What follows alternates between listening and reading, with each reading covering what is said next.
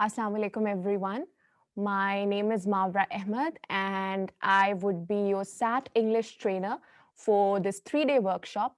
For the next 3 days, we would be delving into the SAT English verbal section, and we would be digging in deeper into the different components of the SAT English section. And we would also be looking at a variety of questions to assimilate information as to how we are going to attempt them.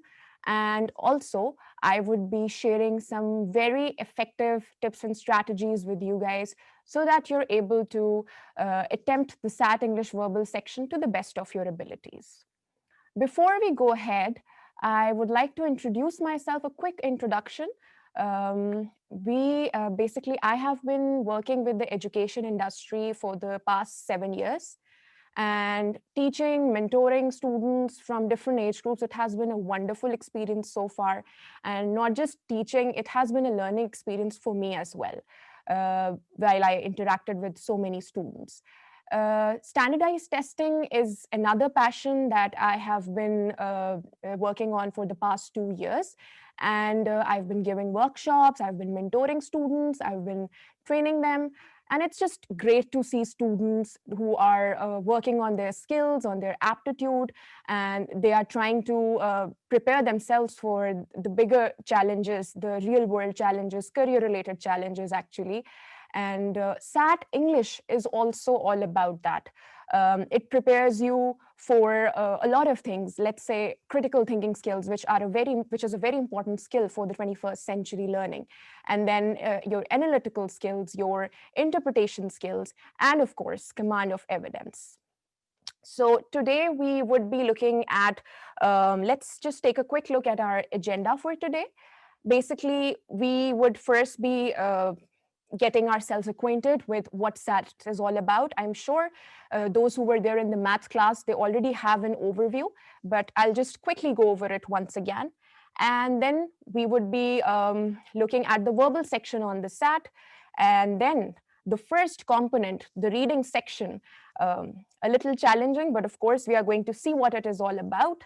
And then 10 tips to ace SAT reading. These are going to be some very important tips that I'm going to share with you, and you guys are going to be amazed because the way in which they are going to help you while you attempt your questions, you would see the difference when you're going to use them. And practice questions. We would also be doing some practice questions, and then questions in the end. Of course, I would be taking questions from you all. Also, during the session, if you have any questions, you can type them in the chat box, and we would be responding to them towards the end of the session. So, introducing SAT to you all.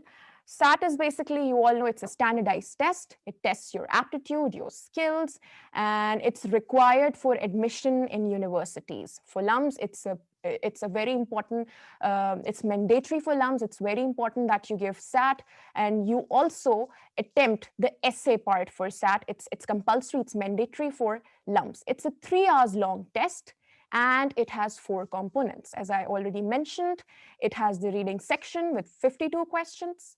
It has the writing and language section with 44 questions. It has the essay writing section. Like I said, it's mandatory for LUMS. So if you are attempting SAT to get enrolled into LUMS, you have no choice but to attempt the essay section as well.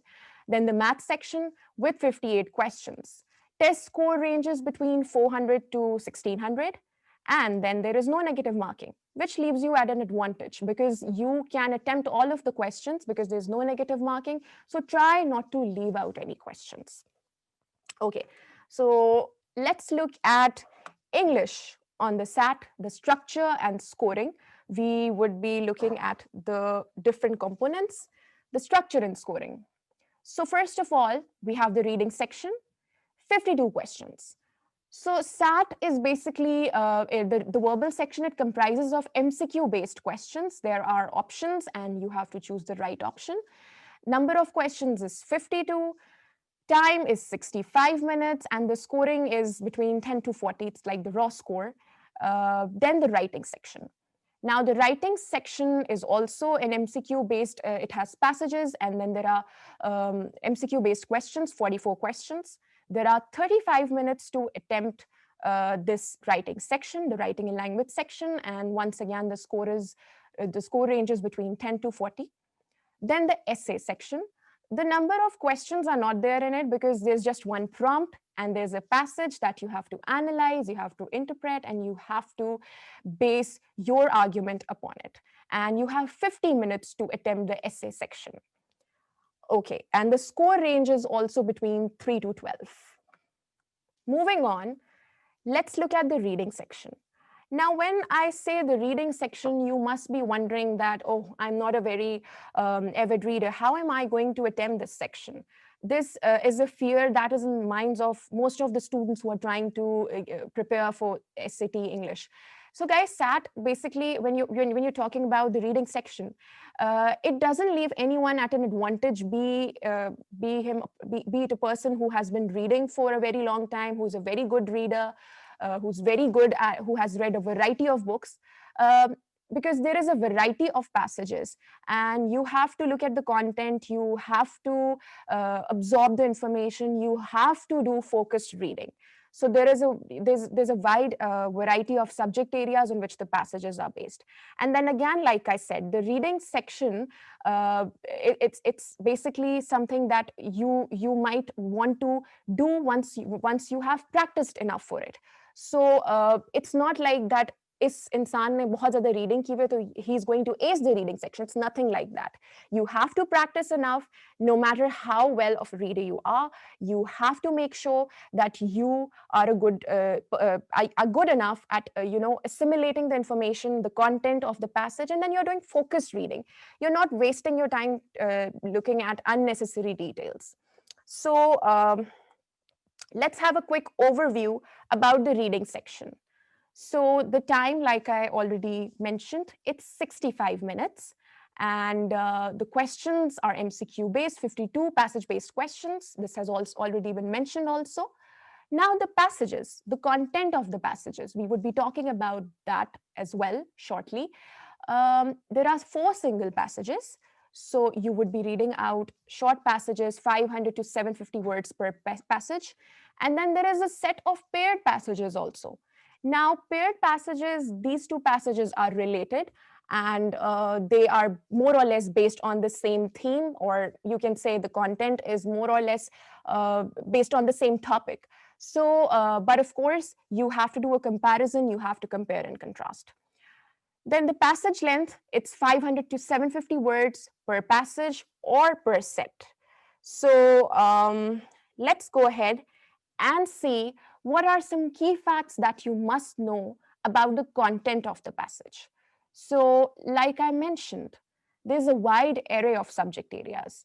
You have, none of the student is at an advantage or a disadvantage because there could be social sciences based passages, there could be a passage based on humanities, there could be a passage based on US literature, world history, and so it depends on the nature of the passage.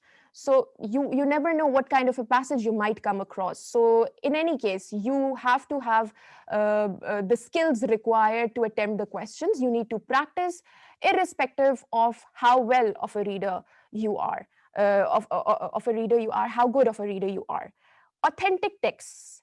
Now, this is something that I find interesting about these passages because the information that's there in the passages, it's nonfiction, and you can come across passages that are of your interest based on science, based on anything. So it depends.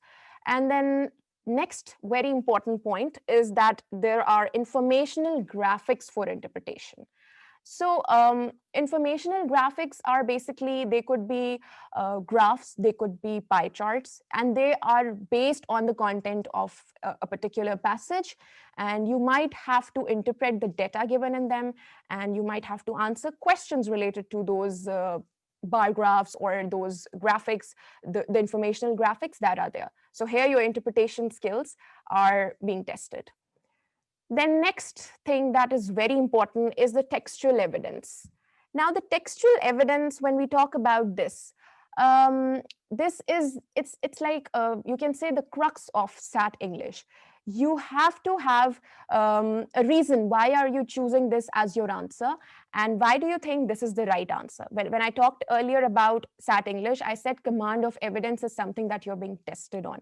Textual evidence is exactly about that. And you are supposed to prove that your answer is correct. You have to have a reason to choose an answer, an MCQ based question that has an answer. You have to have a reason how you can support it from the content of the passage. Then extended prose passages, meanings of words, phrases, tone, and impact. So you might be asked about a meaning of the word, you might be asked a meaning of a phrase, what is the author's tone, what is the impact that the passage is having on the reader, and all of these things could be a part of the kind of questions that you're going to be looking at in the reading section. Moving on, now we would be talking about 10 tips to ace SAT reading. I already mentioned that I would be sharing some effective strategies with you all. You all know that SAT reading is as we are going to go ahead tomorrow, and we would be looking at the questions, and we would be looking at what kind of passages are there. But then again, we need to have something in our mind as to how we are going to tackle the questions, some strategies, some ways to be able to answer the difficult, the challenging questions, to get rid of the stress that develops when you're attempting a test that is so rigidly timed. You all know that SAT is rigidly timed, and you have to manage your time effectively. For some questions, there are hardly a few seconds. For some questions, you might have a minute or so. So these tips are going to come in handy when you're going to attempt those questions. Because when you're going to look at these tips, you will realize that these tips are not only helping you to save your time, but they're also helping you to be able to give the correct answer. Because most of the times you are confused, you are not sure about which of these options could be right or which of these options could be wrong. Sometimes this also happens. So in that case, these tips and strategies are going to be very helpful. They are going to prove to be useful, and you can conveniently use them depending on the nature of the question. So let's look at the first tip. Read pretext first. So when I say read pretext first, this is the first tip. What is pretext? When I say pretext, of course, pre means before something, prior to something. And you know that it's not, the passage is not based on your prior knowledge. It's something completely unseen. So how do you get to know about the passage? Now, this pretext is basically a little introduction to the passage. And let's take a look at this passage that we have in front of us. The pretext is given over here. So the passage is adapted from Alan Ehrenholt, The Great Inversion and the Future of the American City, 2013 by Vintage. Ehrenholt is an urbanologist, a scholar of cities and their development. Demographic inversion is a phenomenon that describes the rearrangement of living patterns throughout a metropolitan area. Now, I read this pretext, and I'm sure there must be a picture that formed in the minds of the people who were actually, reading the pretext. It tells that the passage is based on demographics of the city, and they are based on the statistics and facts. So there must be numbers as well. So it gives some background information. So you get a little acquainted with the passage right in the beginning. So let's just remember that reading the pretext first is mandatory. Of course, it depends on you. You are the person who's going to decide at that moment, but it would always help because you would have a little idea about the passage that you're going to read within the reading section. So always read the pretext first. This is the first and foremost tip. Okay. Now let's look at the second tip. Read questions before the passage. This might sound surprising to us. We are used to the conventional practice of reading the passage twice or thrice to attempt the questions and to be able to get the right answer. But this is different. SAT is different. SAT English verbal section is completely a new thing in that case. You have to read the questions before the passage because then you would be able to do targeted reading. Reading a 500 to 750 words passage, guys, it's not an easy task in an environment where you are, you have to manage your time, you have to manage your stress levels.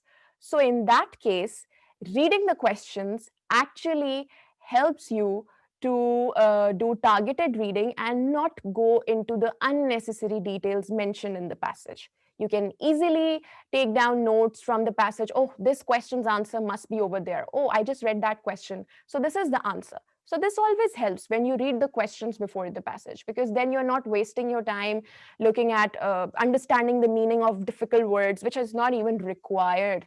And you are also not wasting your time trying to absorb the information given in the passage. So always read the questions before the passage, just quickly skim through them. Maybe not read the options very carefully, because obviously when you're reading the questions first, you are totally unaware of what is the content in the passage, what is the text like.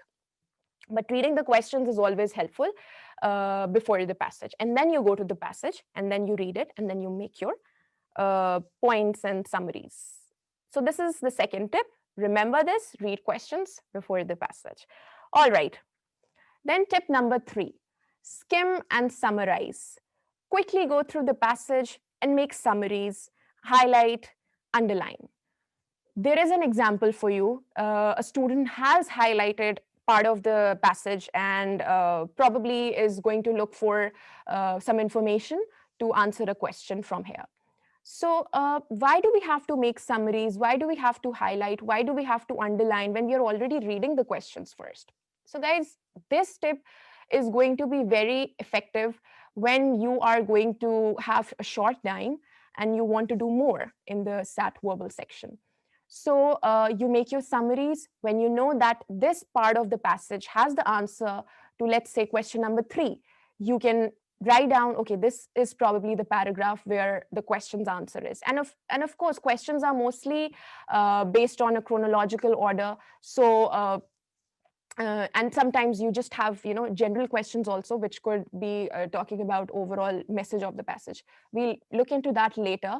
But then again, I'm sure those who are in a habit of highlighting text would find this very useful when they are going to be looking at the most important points within a passage that are going to be highlighted, and those points would be where you would be finding the answers from. So always make summaries, highlight, underline, and even if you're not used to doing that, try to do that, because it would save time. You won't have to look into the passage again and again. Oh, I lost question number 4's answer. Where did I find that? So this is the reason why I'm stressing enough on this, that you should be able to highlight and make your summaries. Write a small point. Okay, this is the meaning of the word. This is the phrase that the question is about. So please make sure that this is implemented when you're practicing for your SAT verbal section. So this was tip 3. Tip number 4, don't do general questions first. I just said the word general a while ago, and I would be reading the general questions that you can see on the slide. So as you can see what a general question looks like, the first question that we have is, let's read it. The author's attitude towards demographic inversion is best described as one of A, apprehension, B, ambivalence, C, appreciation, and D, astonishment. So when we read the statement of the question, we realized that this question is not from any particular part of the passage. This is a general question, and this asks about the author's attitude towards demographic inversion. So this is like an overall thing that we have to extract from the entire passage, right? So we have to understand this. So this is the reason why we say don't do general questions first. The reason why I'm saying this is because once you have attempted all of the questions, by that time, you've already read different parts of the passage again and again. You have understood the message, the gist of the passage. You have understood what the tone is like. So doing the general questions towards the end would leave you at an advantage, and you might be able to get the right answer very easily. And of course, you could be sure of your answer also, because by that time, you have understood the passage well enough. So always try to do the general questions in the end, and they could be based on the author's tone, they could be based on the overall message of the passage, they could be based on, we can say, the impact of the passage, whatever it is. Try to do the general questions in the end, because you could be sure that, you know, by that time you will be getting the right answer, because you've already understood, you've already absorbed the information given within the passage while you have attempted the rest of the questions. Okay, now here is another question, and like I said, the theme of the passage could also be a part of the general question. They might ask you that what is the theme of the passage? What is the message, the overall message that is being conveyed? Okay, now here's another question. The main purpose of both passages is to. Now this question sounds like you must be wondering, why is he saying both passages? If you could recall, I already mentioned that there is going to be a paired passage also. Two passages that are interrelated, two passages that are more or less based on the same topic or theme. So this is the question, the kind of question that you might have from a paired passage. And this one right here is definitely from a paired passage, because it's asking you to find out the main purpose of both passages, right? So let's look at the next step, but keep in mind that you're not going to do the general questions first, and by now, I'm sure you know what are general questions. Tip number 5, attempt line-specific questions first. Okay, now line-specific questions, as the name suggests, line-specific questions are questions that are from a particular line of the passage. The line number, the paragraph number might be mentioned. Here is an example of that question. The phrase liquid gold, sentence 9 of paragraph 4 most directly suggests that. Okay, now here you can see that liquid gold is a phrase that is there in sentence number 9 of paragraph 4. So you might be wondering that, okay, we should go back to this particular sentence. And then this is the kind of question that you would want to do first, because you could directly go to the passage, you know where you have the answer, where you would definitely be finding the answer. You can read the lines and you can find out your answer.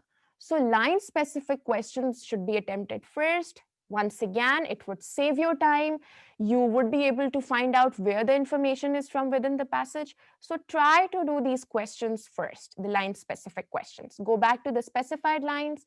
Try to look for the explicit or implicit information to find the meaning of a word or a phrase or anything that makes it a line-specific question. And of course, in every line-specific question, the paragraph, the line number would be mentioned, and that would tell you that this is the line-specific question.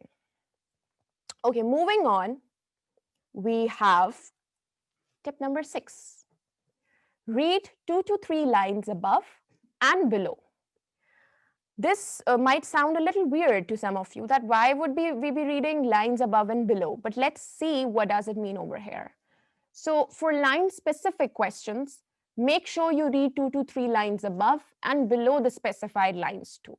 So as you already saw what a line-specific question is like, now you should be reading 2 to 3 lines above and below the lines that you're going to read from where the question is.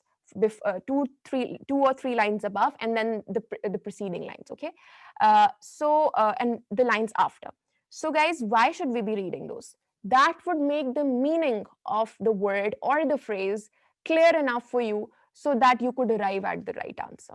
So in that case, if you read the preceding lines, and if you read the lines before and after, you would be able to understand the meaning in a better way, right? So it always helps.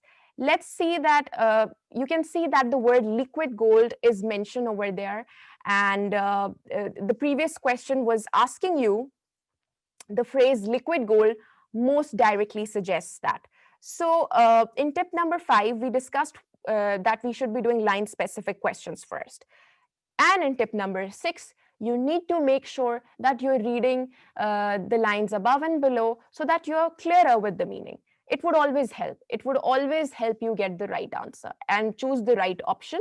If you're confused between 2 options or 3 options and you don't know which one of them could be right, Reading always helps. Okay, so this was tip number 6. Moving on, we have tip number 7. Have evidence for your answer. It can be any sentence in the passage, explicit or implicit.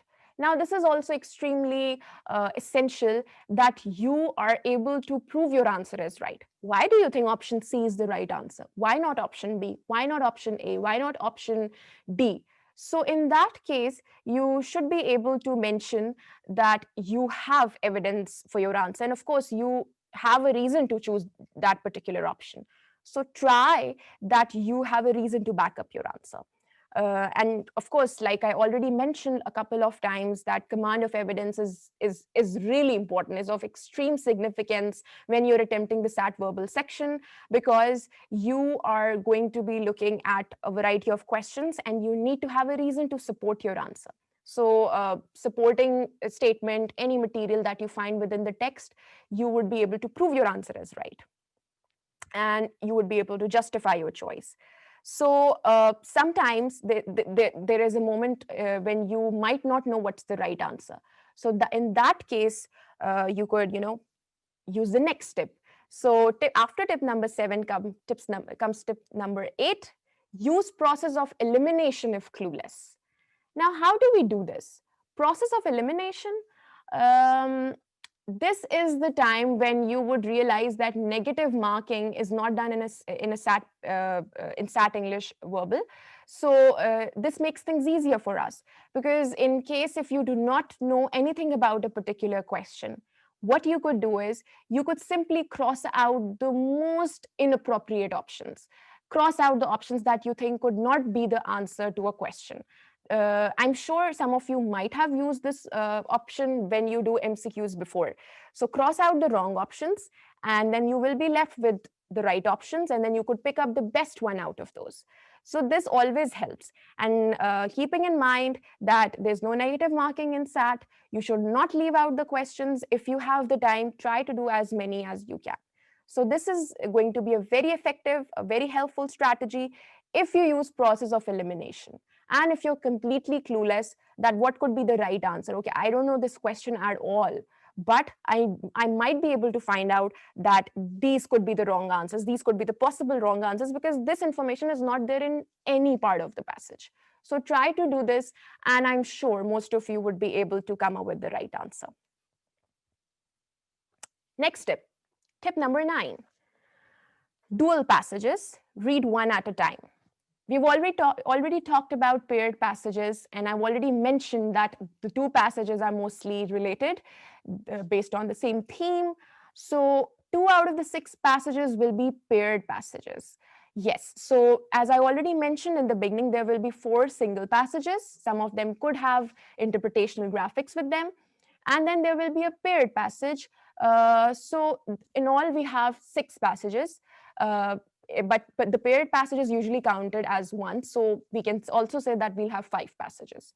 So usually it has 40 to 50 lines each, followed by 10 to 12 questions. So you have to read the passage, you have the, after reading the questions, of course, and then you have to compare and contrast the 2 passages. Understand the similarities and differences according to the requirement of the questions, and read questions first. So you have to read the questions first, as already mentioned in one of the tips, and you have to understand the differences, the similarities, according to the requirement of the question. So if a question is asking you to compare the 2 passages, to compare the message in the 2 passages, and you have options, then you have to compare the 2 passages, and you have to understand the overall message of the 2 passages that are there. Of course, the paired passages.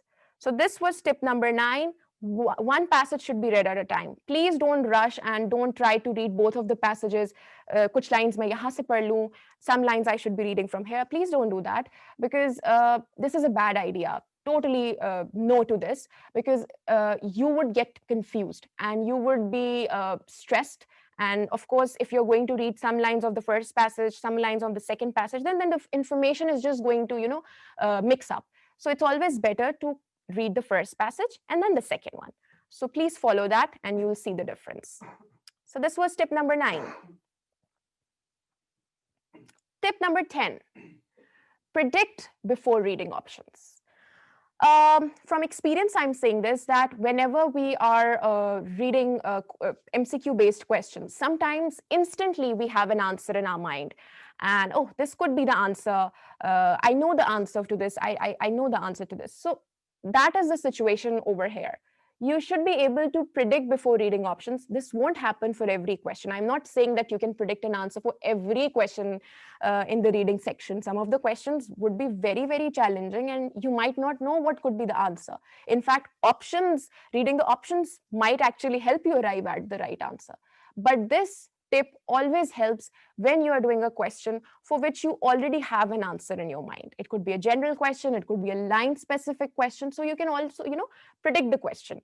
So we just read a liquid gold question in one of the tips, and liquid gold suggests that it's something precious, something that is valuable. So if you have something that could be in your mind, it always helps. So tip number 10 says that you should try to figure out the correct answer before you even read the choices. Sometimes you have the right answer in your mind, like I already mentioned, then select the answer closest to your predicted answer. So specifically in the case of general questions, by that time you've understood the passage really well, you've attempted so many questions related to it. So in case of the general questions, you might already have an answer in your mind. You might be able to predict it even before reading the options. For example, let's look at this sample question.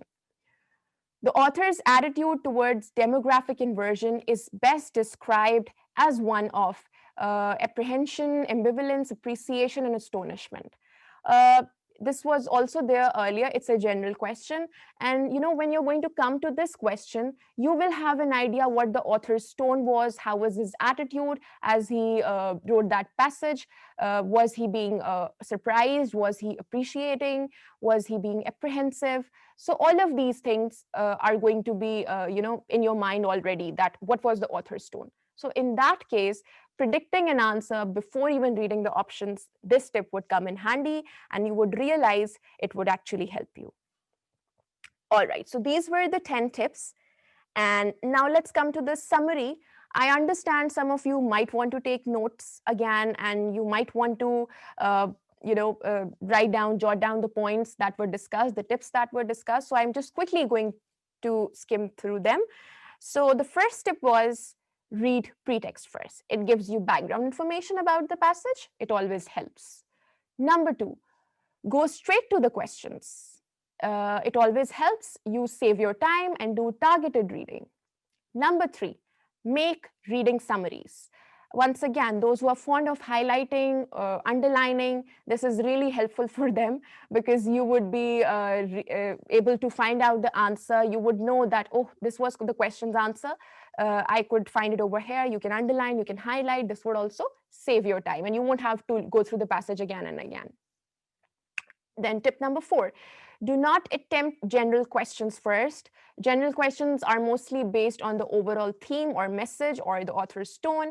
So try to do them towards the end because by then you have a wide understanding of the passage. So this is definitely going to help you to correctly answer the general questions.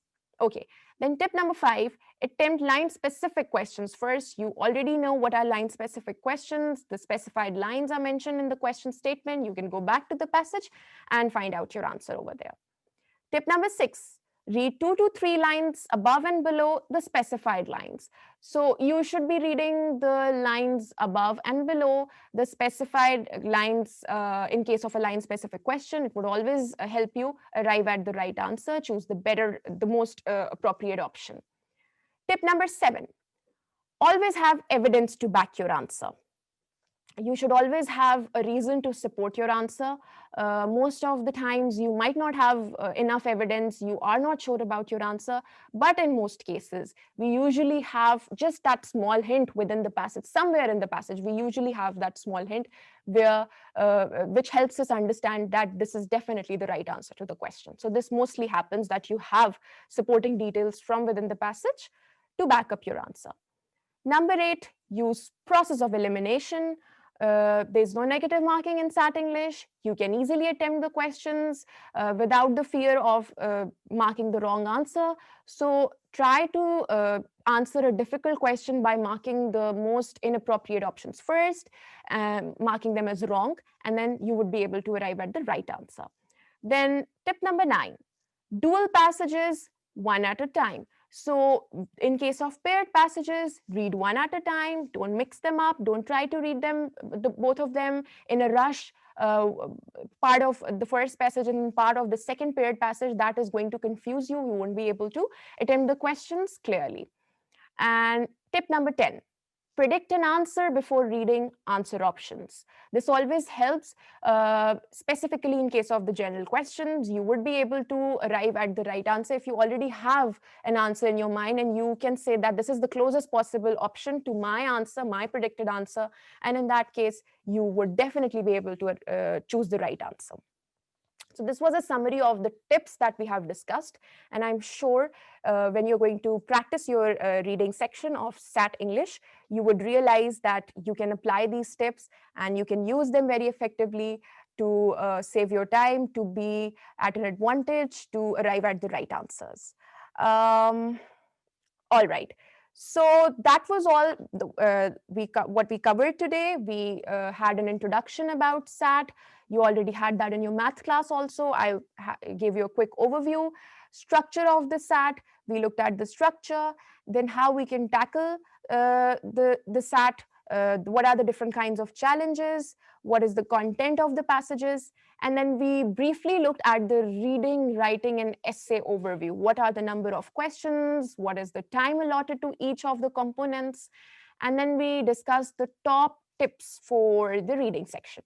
So I'm sure this session was helpful for you to understand and to have a brief introduction to the verbal section. Of course, we are going to be digging in deeper to understand the verbal section, the reading and writing section, and the essay section. So inshallah, it's definitely going to be more clearer for you to be able to practice and attempt the different sections when you're going to be preparing for your SAT English section. So now I would want to take questions, and I would be looking at the different questions that you have for me. I'm going to answer them one by one. So let's see what are the questions for us. Okay, so there's a question from someone. Hi, and what should we do for improving reading comprehension? How can you improve reading comprehension? A lot of students have asked this question from me in the past, and what I have always suggested to them is to practice. The most important thing is practice. Practice, practice, practice as many passages as you can. Reading section will have completely unseen content. In the writing section also, the essay section also, you would not know what is the subject matter, what kind of passages are going to be there, what are the nature of the questions. So if I suggest that you should be reading and reading and reading a variety of books, that might not be the most appropriate thing to do when you're practicing for SAT, because what I feel is that the more you practice the sample tests, the past papers, you would realize that there is a variety of questions. And the more you're able to manage your time, the more you're able to tackle the variety of questions, you would have, by that time, you would have managed your stress levels, you would have managed your, yourself in a way that when you're going to look at a passage, when you're going to be attempting your SAT English section, you won't be scared. You won't have that kind of fear. It won't be something alien to you. So what I always suggest is that try to read a variety of passages and always try to attempt their questions without looking at the answer key. Try to attempt the questions, try to understand the information. And of course, I also won't suggest that please memorize all the vocabulary that you can, because it's not humanly possible. You can't revise 200, 300, 400 words, vocabulary words. Of course, you should be trying to revise some of them, but suggesting you to revise 200, 300, 400 words within a span of a few days or month, it's not a good advice. always try to practice as much as you can. Side by side, you should also be reading newspapers, you should be reading blogs, articles, and based on the subject areas such as sciences, social sciences. But then again, what I would always suggest is that when you're reading something, you should also be able to interpret the information. You should also be able to analyze it. So in that case, attempting questions is the best choice. The more you attempt the questions, the more confident you are when you're going to be attempting the actual test. So please make sure that you're practicing enough. Nothing else would help on the day of the test other than your practice, other than your critical thinking skills that would have been well developed by the time you have practiced enough. So this is the most appropriate advice that I could give you at this point of time. Okay. Next question is, how can we manage time in the reading section? Managing time in the reading section, I would like to say that I've already shared some effective strategies for that. So try using those. And secondly, what you could do is that please do not, I'm sure most of you have heard this, leave the difficult questions for the end. This could be done as well, but as you know कि हमारे पास negative marking नहीं होती है set English में, तो आप ऐसा भी कर सकते हो कि अगर आप किसी क्वेश्चन के बारे में बिल्कुल भी क्लू श्योर नहीं हो, बिल्कुल उसका आंसर समझ में नहीं आ रहा, what you can do is just choose any answer that you feel is most appropriate. I'm sure ये तो हर किसी ने ट्राई किया होगा when you're attempting MCQ based questions कि चलो मैं इसको छोड़ता नहीं हूँ, let me do it, शायद सही हो जाए. So, you know, that thing helps. And then again, if you're not leaving out the questions, you're managing your time in that way. But then again, if you are clueless about a question, or if you're doubtful about a question, you're not sure that out of the 4 options, two seem to be right. So in that case, you can come back to that question later on. So try to do those questions that are easy for you, that you have a good idea about after you have understood the passage well enough. So please try to make sure कि आप लोग एक question पे 1 minute and a few seconds से ज़्यादा नहीं लगा रहे हो. In fact, try to keep it even less than 1 minute. क्योंकि approximately तो time एक question का it's around 1 minute and a few seconds, keeping in mind के जो total time होता है for the reading section. But then again, हमें manage करना है अपना टाइम और हमें थोड़ा सा एक्स्ट्रा टाइम भी रखना है. So in that case try to manage your time by giving as less time as you can to any question, be it an easy question, be it a difficult question.